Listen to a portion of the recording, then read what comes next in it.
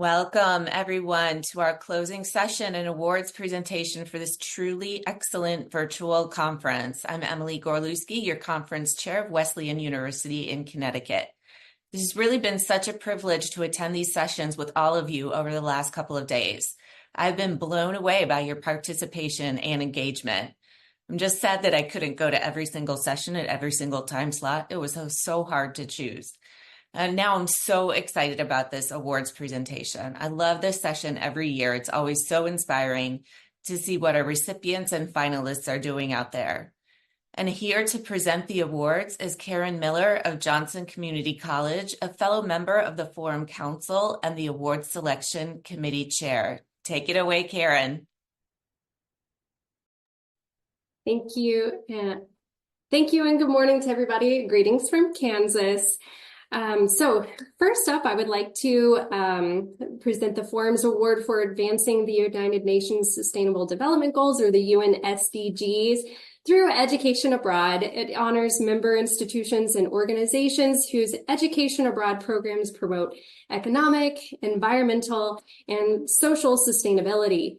Nominees are judged on their implementation of the guidelines for advancing the UN SDGs through education abroad. By recognizing members who have made a significant progress towards the SDGs, the Forum hopes to inspire the field as a whole to contribute to a more sustainable future for all. The Forum also thanks Authentica for sponsoring the award.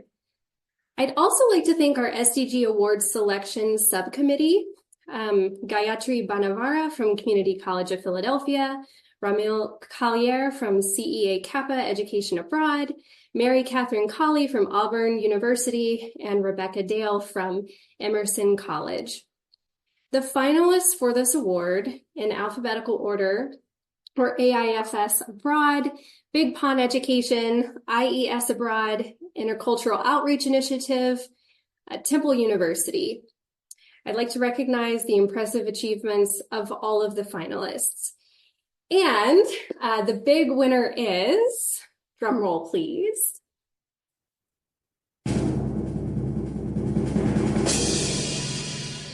Big Pond Education. I'm sorry, that's just a cute sound bit for me. So Big Pond's mission declares a commitment to the advancement of environmental, economic, and social justice through education abroad. They were founded for this very purpose. And as they put it, Big Pond is committed to enabling a fairer future through programming and how they go about their work. They focus on meaningful and not transactional local engagement along with decarbonization and climate literacy for all students and staff.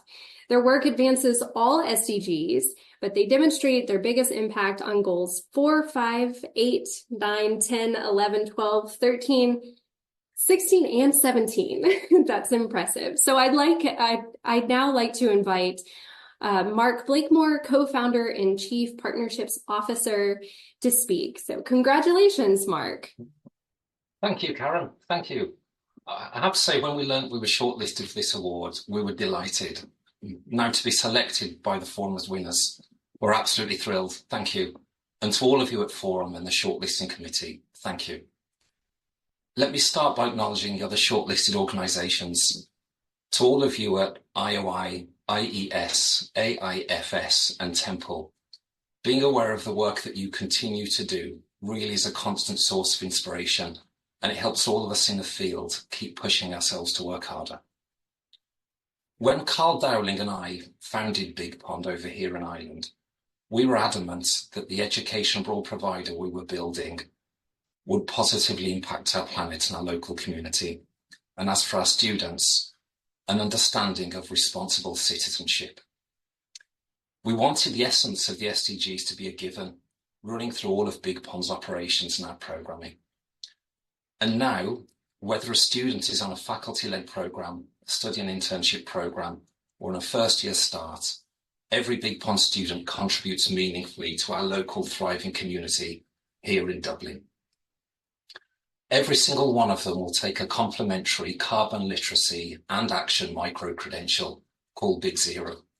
They all plant trees to offset their emissions in making their journey to Ireland. and they learn firsthand from social enterprises successfully working sustainably.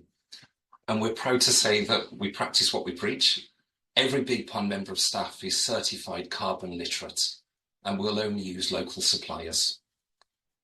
Finally, I'd like to say to anyone listening to this and thinking about SDGs at their own organisation, keep it up. We can sometimes feel that we're the only one in the room wanting to do something for the right reason. You absolutely aren't. If all of our programmes make one small change, we're on the path to a huge overall difference. Let's keep at it. Back to you, Karen. Thank you, Mark, and congratulations again. So I'd like to move on now to the Award for Excellence in Education Abroad Curriculum Design. Thanks to the selection subcommittee members for their service: Lindsay Allen from UPCES Study Abroad in Prague, Brianna Casey from UNC Charlotte, Stephen James Muckler from Verto Education, and Erica Nicolaisen from Temple University. So the Forum's Award for Excellence in Education Abroad Curriculum Design honors faculty who develop and implement innovative and effective education abroad curricula. By recognizing the outstanding efforts of faculty who are committed to the standards for good practice for education abroad, the Forum hopes to inspire the field as a whole to continue to strive for enrichment of education abroad curricula and to continually reflect on how we may best encourage student learning abroad. The Forum thanks the Institute of Global Engagement, New Zealand, for sponsoring this award. The award criteria was providing an academically rigorous program of study, developing educational objectives that foster student learning and development, and assessing the degree to which it accomplishes each, enriching the classroom experience through the use of location and/or its unique resources, and setting a precedent for exceptional approaches to fostering student learning. The finalists are building binational bridges, a cross-border convening and the undocumented student experience, co-developed by and facilitated by Laura E. Enriquez, Associate Professor of Chicano-Latino Studies and Associate Director of the Center for Liberation, Anti-Racism, and Belonging, and Angela Chuan-Ru, Director of the UCI Dream Center, and Mark Berin, Global Risk Manager representing the University of California, Irvine. Nature, Creativity, and Well-Being Across the Lifespan, Scotland Study Abroad, co-developed and facilitated by Debbie Sturm, Professor, and Renee Staten, Associate Professor, Department of Graduate Psychology at James Madison University. Encountering Self-Determination Across Cultures, developed and facilitated by Kieran Grimmett, Clinical Associate Professor, Purdue University College of Education. And Energy Transitions in Europe, developed and facilitated by Lynn Badia, Associate Professor of English, Affiliated Faculty, CSU, Energy Institute and Center for Environmental Justice, representing Colorado State University. I would like to recognize the exceptional work of all four of our program finalists. And the winner is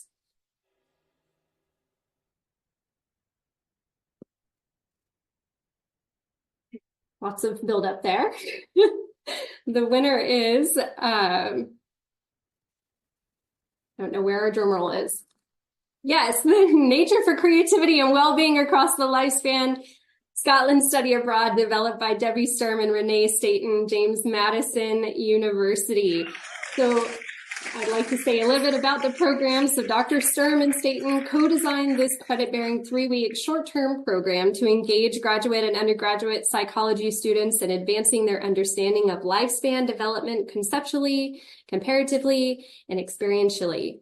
Through place engagement in Scotland, students examine the impact of nature disconnectedness on the mental health and well-being of children and adults, in addition to address the rising patterns of anxiety, depression, and alienation among learners post-COVID.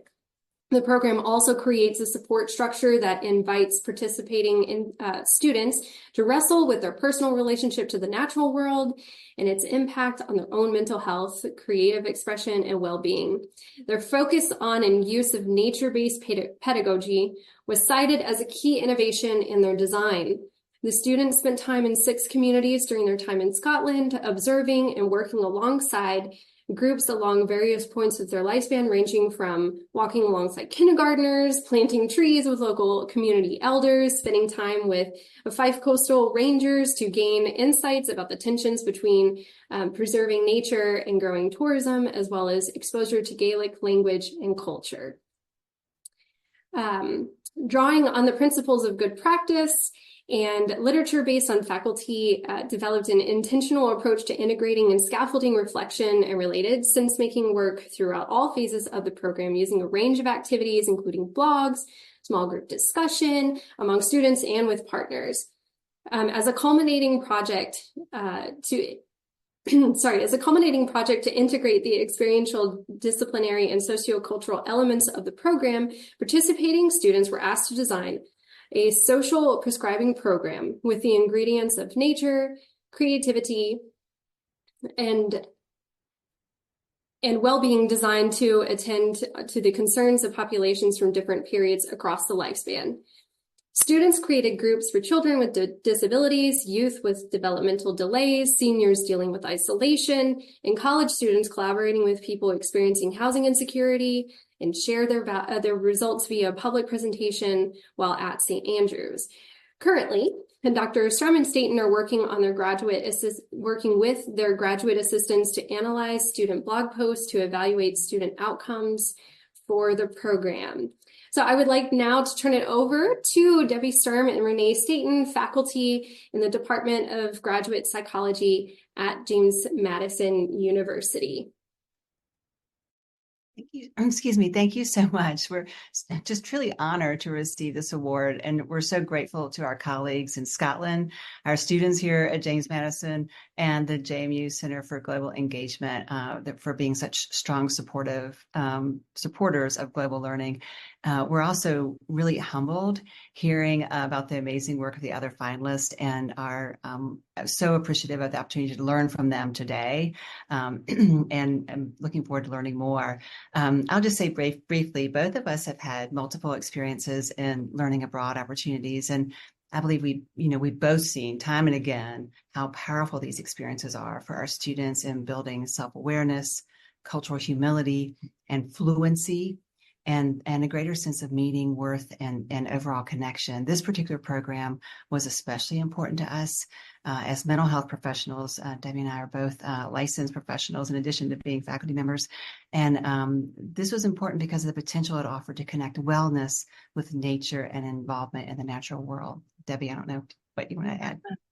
Yeah, I'm also like, my mind is blown after listening to all of the other nominees just a little while ago, and it's hard to believe that we're sitting here.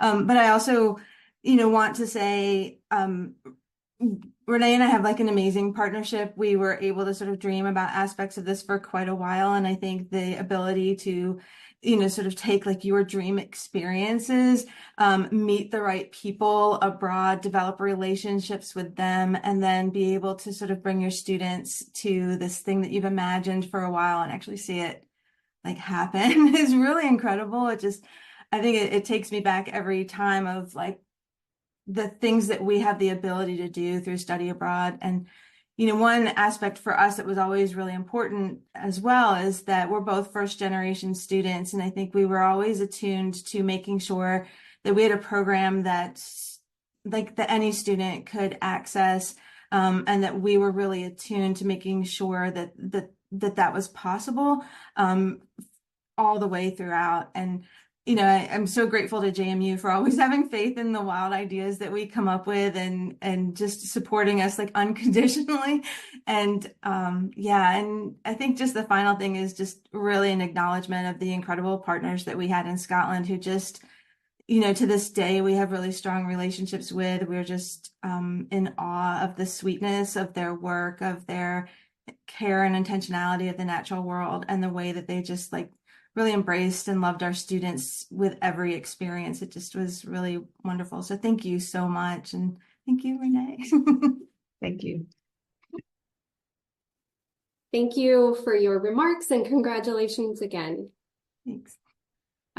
So now moving on to the next award, we'd like to talk about the Award for Academic Achievement Abroad, sponsored by Advantage Travel of Central New York.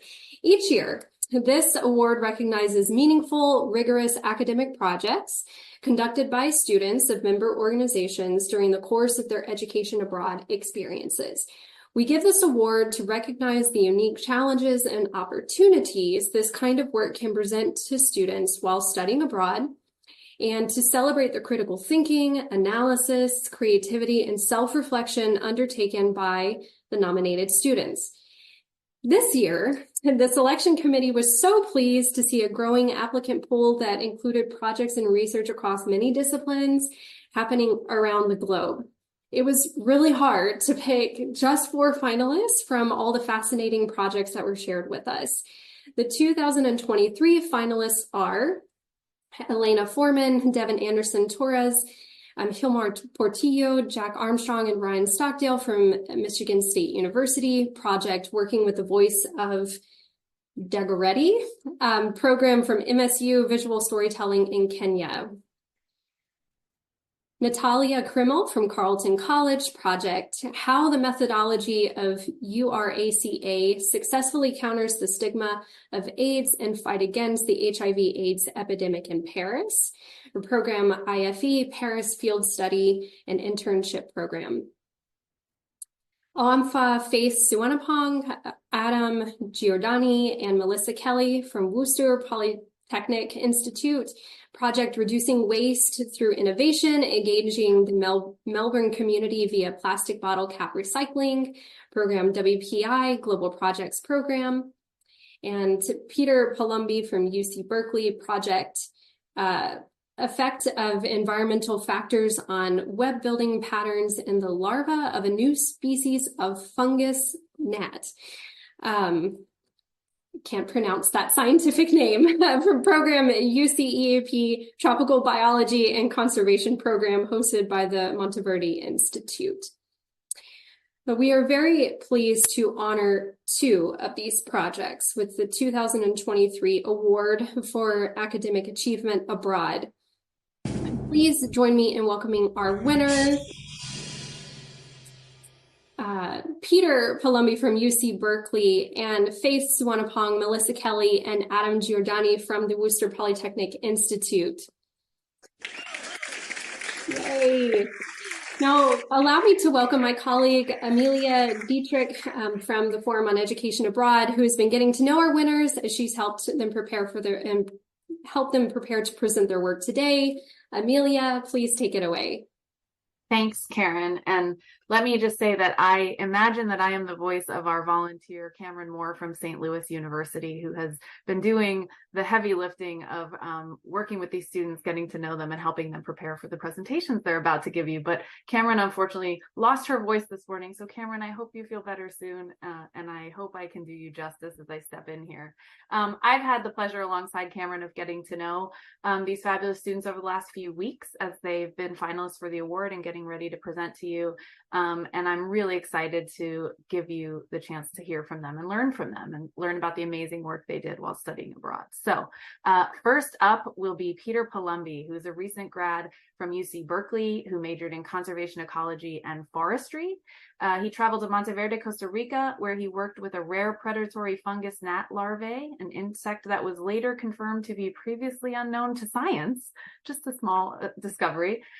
His faculty mentor at the Monteverde Institute, Emilia Triana, told the committee, "I have met very few students as dedicated as Peter during the whole process of independent scientific research. In this tragic period of species loss that some scientists call the Anthropocene, work like Peter's is very important to understand the undescribed species and highly specialized ecological connections in our forests that are being affected by the constant changes in tropical ecosystems." And so now I'm going to hand the mic over to Peter and let him share his slides so he can tell you more about his work. Welcome, Peter. Thank you, Amelia. Let me share my screen really quick. Okay, can everybody see this? Yes, we can. Okay, awesome. Hello, everyone. My name is Peter Palombi, and I'm excited to share with you the research project I developed during my study abroad program in Monteverde, Costa Rica, as part of UCEAP's Tropical Biology and Conservation Program. The title of my research project is The Effect of Environmental Factors on Web Building Patterns and Predatory Fungus Gnats belonging to the family Caroplatidae in the order Diptera. So my project was inspired by one of my instructors, Amelia Triana. During an orientation walk in Monteverde, Costa Rica, she showed a group of students the larval stage of a fly belonging to the family Caroplatidae. These larvae are predatory and they create mucosal webs that they use to catch small flying insects.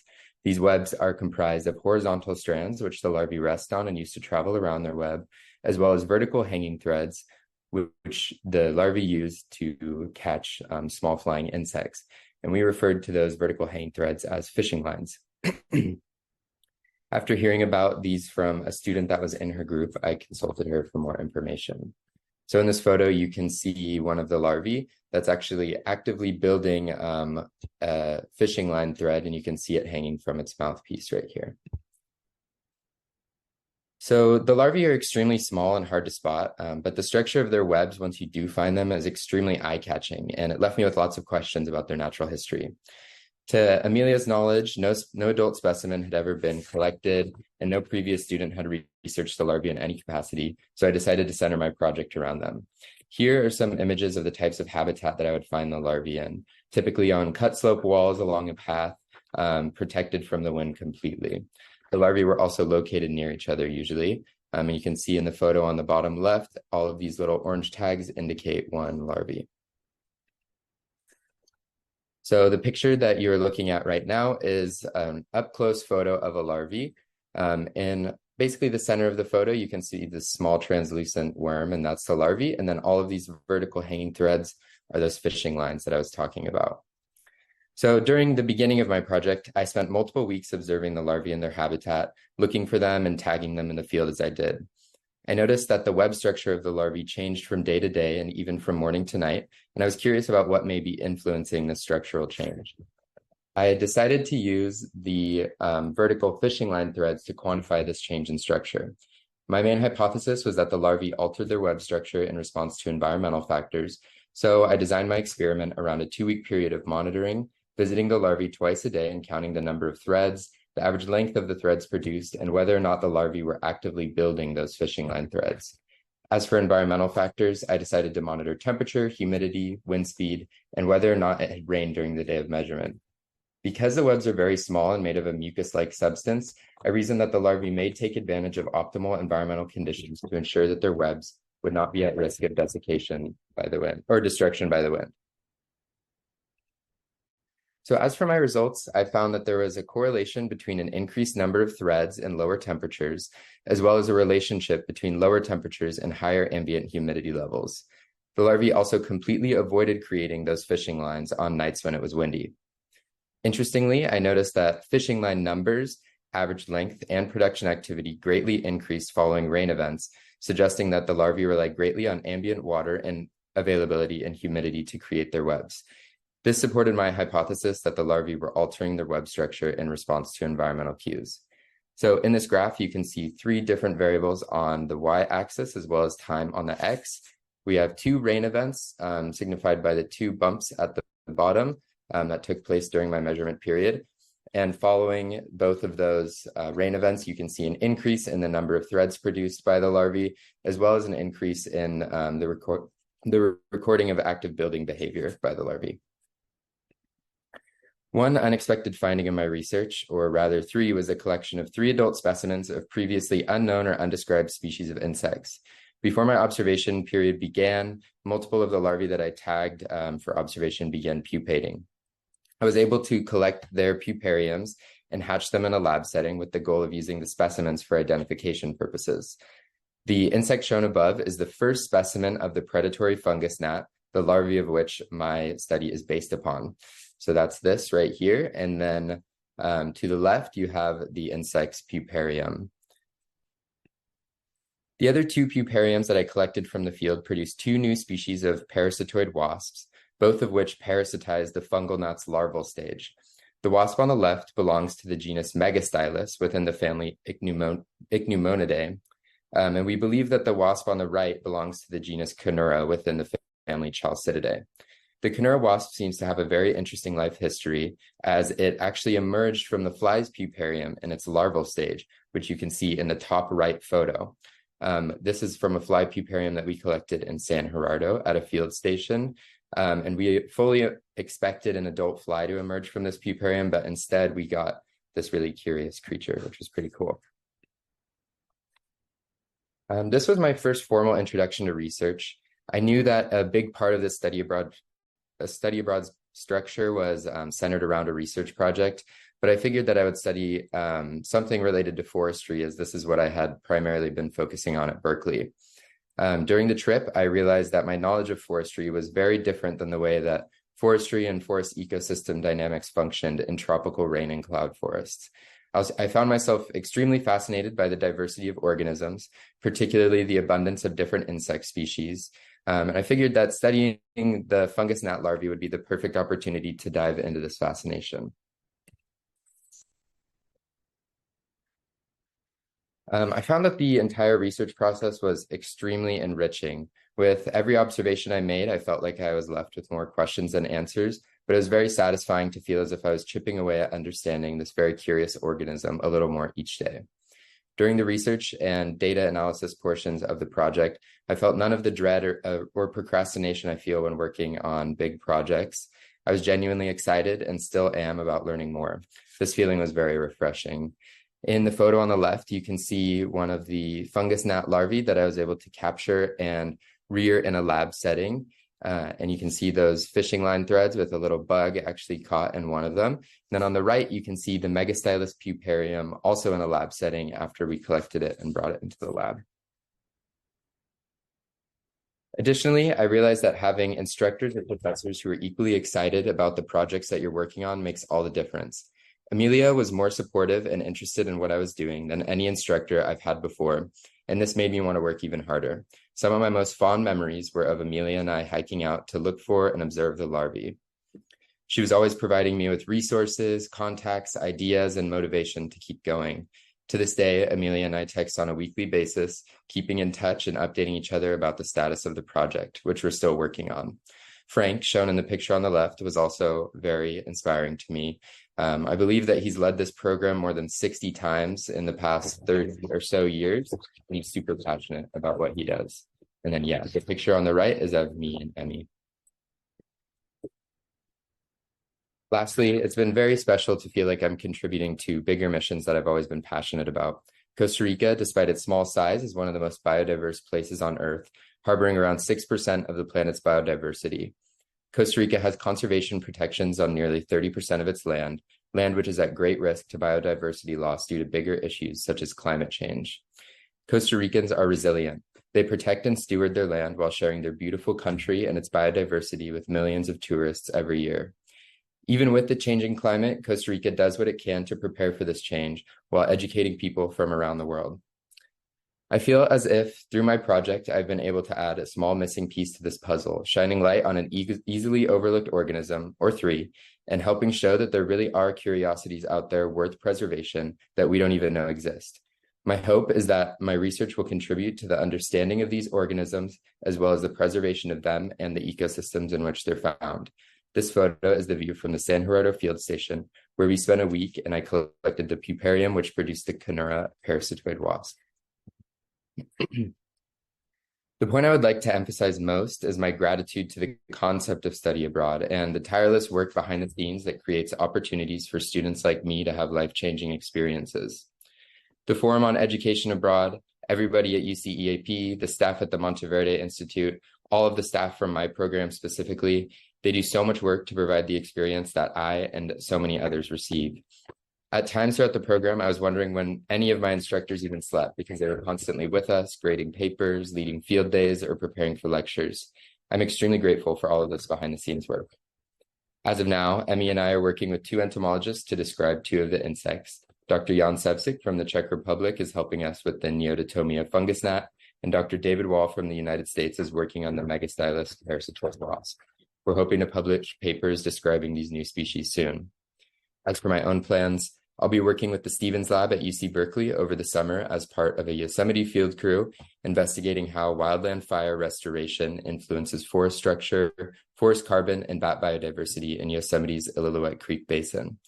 I'm thinking about going to graduate school, and I'm trying to decide between traveling down the forestry path or the entomology path, or possibly a combination of the two. My interest in entomology can be 100% attributed to my study abroad and research experience during this trip. I would also love to return to Costa Rica at some point in the near future and continue my research on the natural history of these newfound organisms. I would like to say thank you to Amelia Triana and Naomi Solano, my two advisors for my research project that provided me with tons of feedback and encouragement, to Kenji Nishida, who took beautiful photos of the insects for me, to Frank Joyce, the lead instructor of the UCEAP Tropical Biology and Conservation Program. As well, I'd like to thank Dr. Paul Hansen from the University of Costa Rica, Dr. Jan Sevcik from the University of Ostrava, and Dr. David Wall from Utah State University for their continued interest in these new insect species. Thank you to Dr. Neil Tsutsui, who visited during the program and let me spend so much time explaining my project and my excitement to him. I'd also like to thank everybody at UCEAP who made this study abroad possible and encouraged me to apply for the Forums Award for Academic Achievement Abroad. Yana Lamb, Anna Henry, Monica Macias, Jessica Muscat, and many more. Thank you. Lastly, I'd like to thank Cameron Moore and the Forum's judging panel for selecting me as a winner for this year's Award for Academic Achievement Abroad. I'm extremely grateful to you all. Thank you.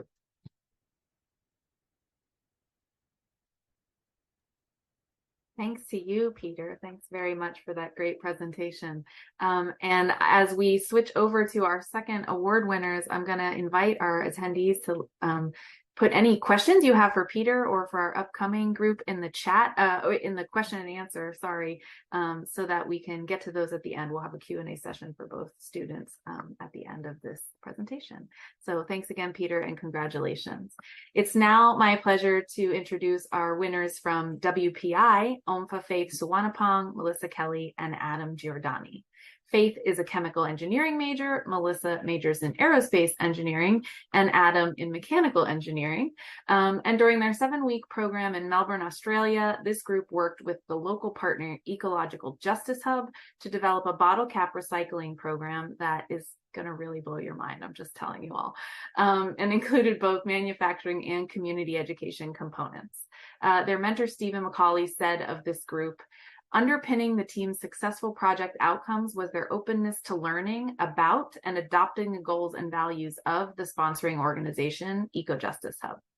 While none of the team members had been exposed to this kind of mission-based work before, they progressively came to see how their project is part of a broader context of social change, which they took as their own passion and ethical commitment. And so I'm very pleased to introduce you to Faith Suwanapong, Melissa Kelly, and Adam Giordani.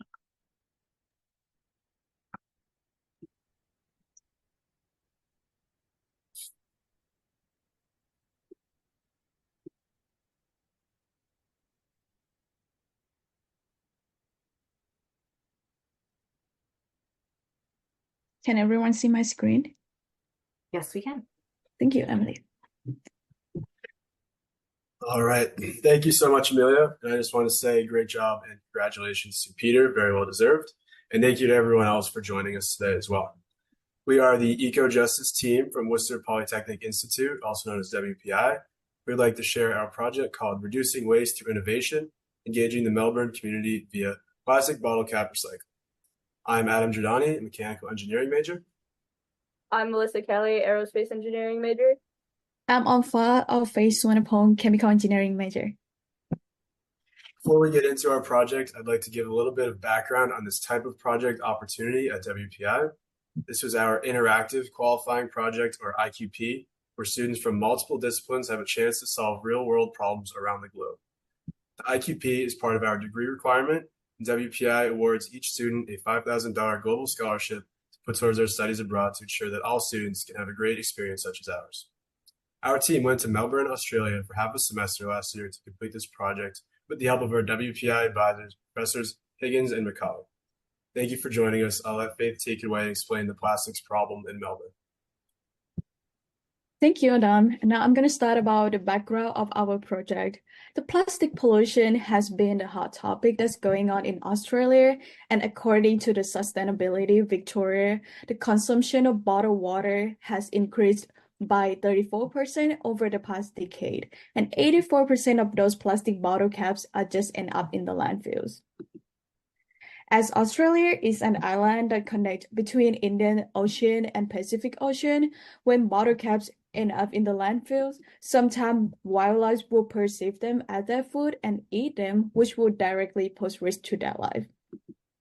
Furthermore, as the material of plastic bottle cap is not biodegradable, as a large result, when it combined, it will be washed into waterways and eventually get broken down into microplastic, which will be harmful to marine life and can work up the food chain to be digested by humans. The state of Victoria in Melbourne, Australia has begun to take some steps towards a solution to this problem, introducing a single-use plastics ban around this time last year, mostly including plastic straws and stirrers, single-use cutlery and plates, and single-use cotton buds. And in addition to that, they also had added polystyrene, which is styrofoam food containers and cups, to that ban since those are also not biodegradable. However, the only thing not included in this ban was plastic bottle caps. So we work closely with our local organization, which is the local Ecological Justice Hub. The hub is the program under the Jesus Social Service. They aim to provide the knowledge to people by striving to solve the environmental problem through an innovative way and provide job opportunities to disadvantaged people. And in this project specifically, we collaborate with the hub to recycle plastic bottle caps and turn them into useful products that could be sold through social enterprise, address the awareness of plastic pollution within the community. To do this, we created 3 key components to our project. The first being to organize and improve an assembly line. The second, to design plastic products and packaging for the products. And the third, to design a workshop and create training materials for future users.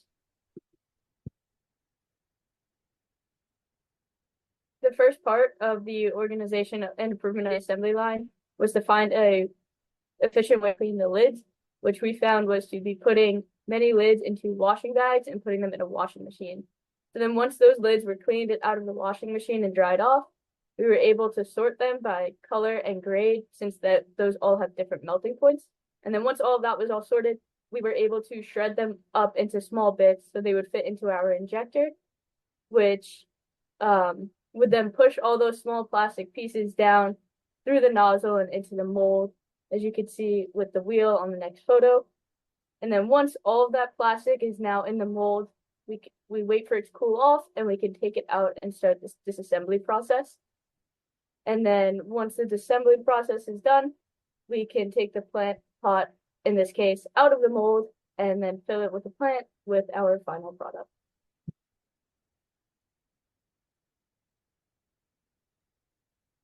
With this assembly line set up, we then developed a list of products that can be made as part of both the workshop or just to share with the community based on certain criteria for products such as sustainability, functionality, safety, production, and use of resources, including time. With this in mind, we created a poll of these products to gauge interest within the local community. Our group went to the Ceres Harvest Festival and polled community members. The top 5 products that the community would like to see be produced out of recycled bottle caps were plant pots, garden stakes, plant labels, garden trowels, and coasters. To aid in future workshops at the Ecological Justice Hub and to create more recycled products for the community, we had a technical aspect of our project as well. Using computer-aided design, we modeled the products selected from the polling, as well as the molds that the recycled plastic can be injected into to make them. During our time in Australia, we did not have time to get these molds past the prototyping stage. We left everything needed to continue this work with the Ecological Justice Hub. As you can see here, these are the CAD models of those products that we pulled for, and we did some 3D printing prototyping of these as well. Here is one of our finished recycled products, the plant pot. Along with this pot, we've created a simple packaging that also tells the story of how it was made. This proved to be a key step to spreading awareness of plastic bottle cap recycling within the community. Letting people know that one small plant pot is made up of 26 bottle caps that would have otherwise been discarded resonates with them more. We've also included a QR code on this packaging that will take people to the following poster to share more information. Beside the product deciding, we also decide a workshop and pilot our workshop. For our workshop, we will have the participant bring the plastic bottle caps that they collect from home to join this workshop. And in the beginning of our workshop, we will provide informative introductions about plastic pollution through the poster as shown on the left. Then we will provide hands-on demonstration on how to make recycled product. And in this case, we have plastic plant pot. We will work through each step with the participant following the assembly line as we mentioned before. And in the end, the participant will get to bring the plastic plant pot that they make back home. Throughout the process, we also have pre and post surveys as well as the interactive polls to measure the change of the behaviors of our participants after the workshop.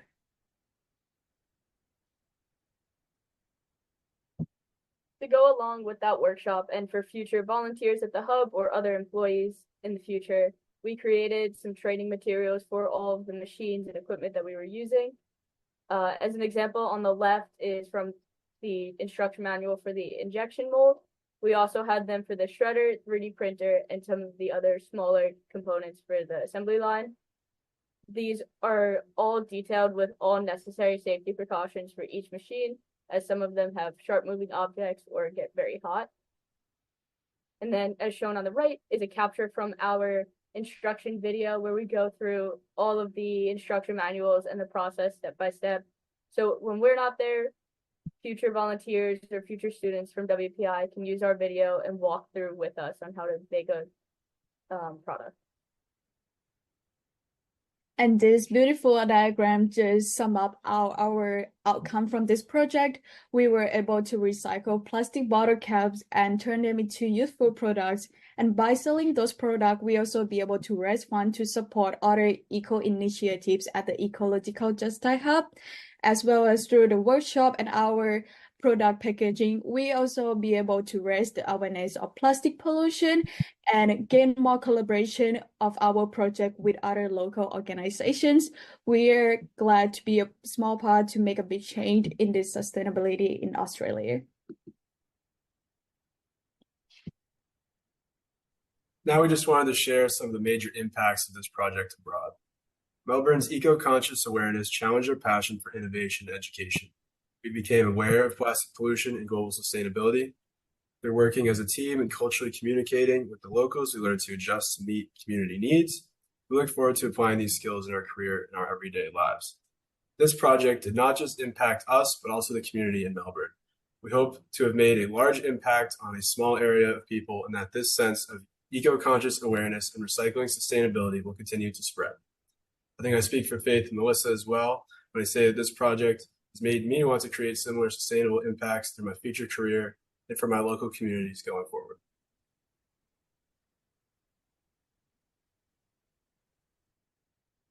Lastly, we just wanted to acknowledge and thank the following people: Professors Steve McCauley and Lorraine Higgins, our on-site advisors from WPI, Stuart Muir-Wilson and Mick McGarvey, our sponsors from the Ecological Justice Hub in Australia, Kathleen Head, the Director of the Global Experience Office, and Kirsten Miller, the Assistant Director of the Global Experience Office, with helping us through the application for this award, and Kent Rose Miller, our Associate Dean of the Global Experience Office, as well as John O'Chee, our local coordinator in Melbourne, and the 401 Education Abroad for this experience and project award.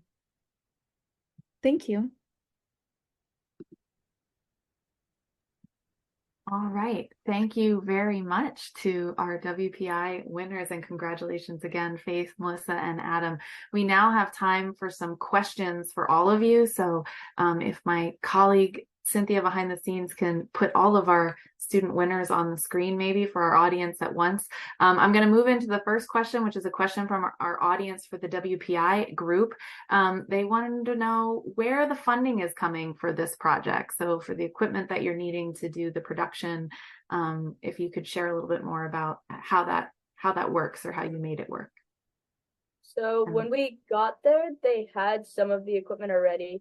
The Ecological Justice Hub applies for grants for the machines through the state of Victoria, using it as their plastic recycling program that they were trying to start without us, and then had reached out, I guess, to our local coordinator to see if they could get some students from WPI to go there and help them.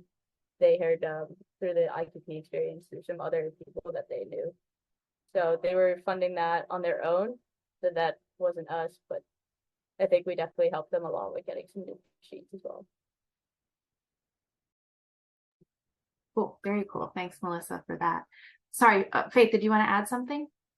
Yeah, because throughout the process, we also write like a huge report about background and to show how important it is about plastic pollution in Australia. And with those information that they have, they will be able to use these files and information to submit to us for the grant later. And that's what they told us before. So it's really useful. Thank you very much. Moving on to our next question. This one is for Peter. So Peter, our audience has asked, without previous experience in academic research, what made you choose a study abroad program that incorporated intensive research? And what advice would you have for students in a similar situation who are considering a program like the one you participated in? So for this question, I really just wanted to like test myself. I knew that I was kind of capable, or I felt confident about it before like going into it. There wasn't too much information about the program, and I didn't know many students that had like done it before. But I actually did this study abroad program with one of my best friends from home, and so we kind of like had each other's back the entire time. And the advice that I would give to a student in a similar situation is just to do it. It's so worth it. Even if like, I don't know, some people's projects may not have turned out how they wanted them to. I did not expect that my project was going to turn out in the way that it did. In fact, there were many iterations of the project that I was trying to do, and they just weren't going to work out. But I finally, like, I was just really dedicated to it, and settled on something and was able to create a project that I had no idea that I was even capable of doing. So. Thanks, Peter. Have you given your advice to any classmates, and do you know if it's actually inspired them to study abroad after you did it? So yes, I've talked to a few people. I actually got to meet somebody that participated in the same program during the fall quarter. So this last year, like right after me. And I was able to explain like how I felt about everything and how much fun I had. And she was very hesitant about the program just because there's not too much information about it. But I'm pretty sure that she had a really good time. And I've convinced people to start applying for study abroads, even if it's not the same program that I did. Like just the experience in general, no matter where you go, is something that's going to benefit you for probably the rest of your life, I would say. You're getting a lot of nods of agreement from your WPI colleagues. Good advice for sure, and a good takeaway. We have another question for our audience. They say, fantastic research. Congratulations to all of you. Did you have free time to travel around the countries where you were studying abroad?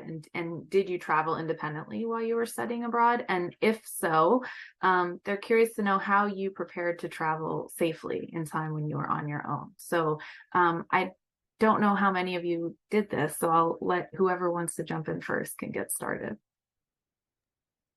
I can take this one. Sure. So yes, it was kind of similar to a normal work week like you'd expect back home, where we had some free time on the weekends, which was fantastic. And our professors even encourage us to explore around Australia, just kind of get more of a sense of different cultures. For example, I went to the Great Barrier Reef up in Cairns one weekend, and a lot of the times we would travel in groups.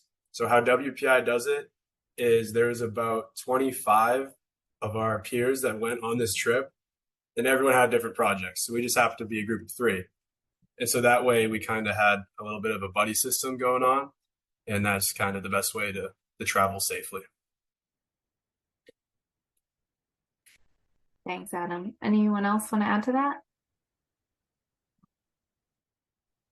I could speak a little bit. Go ahead. I think my program was pretty interesting because it was very like coordinated and scheduled. So we were basically always with each other. We were moving around Costa Rica, so we were traveling within the country as a group, but there wasn't as much time for solo traveling. We were honestly really busy with schoolwork a lot of the time. But what was really cool is like it didn't feel like I was working. So even if we only had like one day off, usually we had Sundays off, like it felt like I was on vacation the entire time anyways. Like class didn't feel like class. I had the opportunity to travel around Costa Rica afterwards, and that was really cool. But I think that the program was created in such a way that we got to experience like many different ecosystems and parts of the country, which was really cool. Cool. All right. This is going to be our last question. Rapid fire. Each of you is going to answer. We'll start with Faith. The question is, what do you think, if you're going to give advice to our attendees here who are faculty and staff who are making study abroad happen for students around the world, what do you think is the one thing they need to really get right to make sure students have a successful education abroad experience? Or maybe flip that on the other side. What's the one thing that they really can't get wrong from your perspective as students who have had really successful experiences? So go ahead, Faith. I'll let you go first. I will talk maybe specifically about my program and like how it relates as we're trying to help with our local organization. Maybe respect the culture, because before we go into work with our project at Melbourne, we have a term ahead to have like prep the ideas and plan our project as well, to learn about the Australian cultures, what should we know, how to respect them, and how to communicate so that we will respect other cultures and make sure that we were able to like communicate with them and they'll respect with us. Yeah, I think that's just like, because when we go to different cities, different cultures, they have different perspective. Even though like at first we came up with one project goal, we decide, but what we decide might not be what they don't need. Like at the end, we have to communicate what they want and make sure that it will satisfy both of direction. And I think that's the goal of like the project and how to create this. Thank you. Good tip, Faith. Adam, how about you? Go ahead. Go ahead. Yeah, so I think one thing to get right is having an inclusive community experience. And that's not just between like Melissa and Faith, but with professors, the organization we partnered with there, and the locals themselves. And that's just kind of about having access and respect for diverse perspectives. And that kind of goes hand in hand with what I'd say you definitely cannot get wrong, which is preparation for the trip. So at WPI, we have 4 terms. So each semester we have 2 terms, and we only went abroad for one of the terms, so half a semester. And this way we were able to have an entire preparation term before the trip, where Professor Higgins and Macaulay were able to kind of give us a rundown on the culture, the city, how to get around, things along those lines. And not only did they help us before going abroad, they're actually the same people that went abroad with us.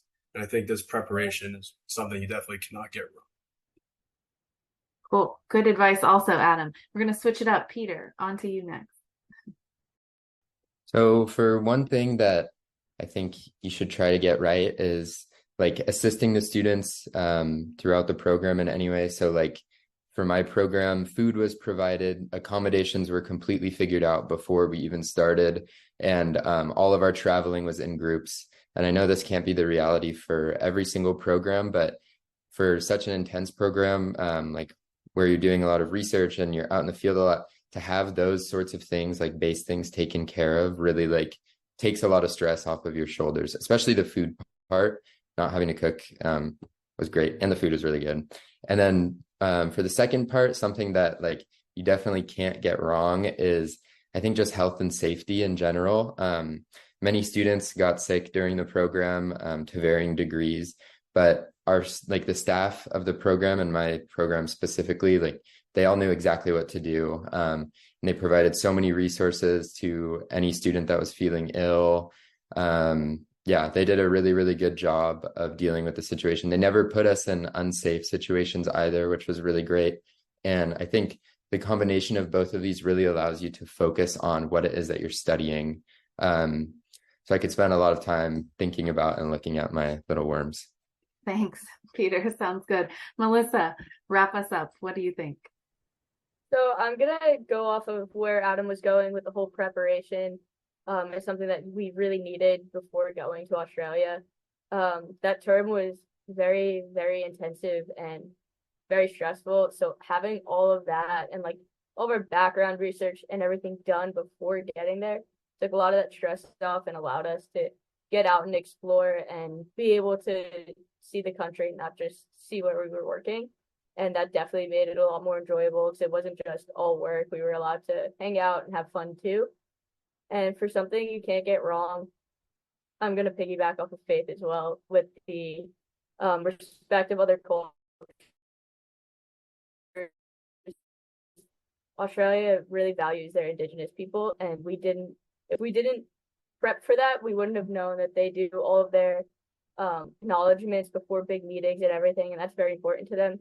So learning that beforehand was also very helpful because it also showed that we were prepared and we were ready to, learn and be respectful of their background and their peoples. Thanks, Melissa. Well, thank you, Amelia, for facilitating that portion of this presentation. And thank you again and congratulations again to Faith, Melissa, Adam, and Peter. Thank you for sharing your experiences and learning with our Education Abroad community and inspiring us as educators to keep creating opportunities like these for our students. I am very pleased to surprise you with one last bit of recognition. Thanks to the forum and our sponsors at Advantage Travel of Central New York, who will be sending you a cash prize to celebrate your win. We hope that you'll use it towards your next educational endeavor, or maybe to travel back to your Education Abroad location and reconnect with your friends and collaborators and continue your work there. So yay!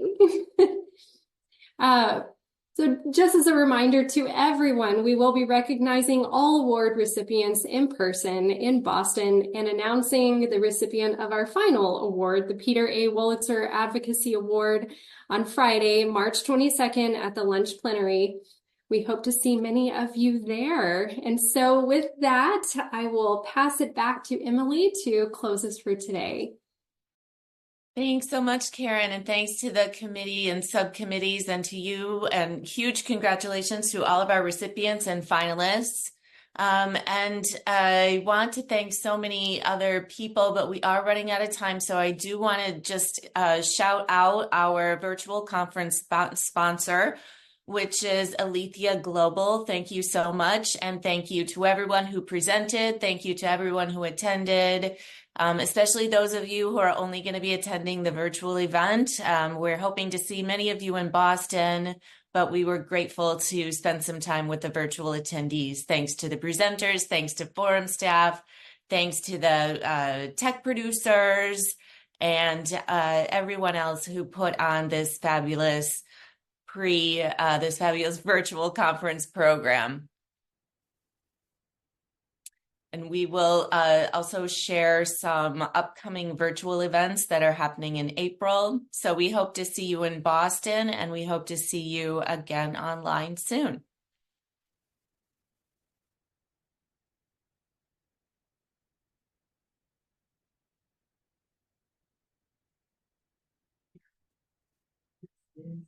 Right.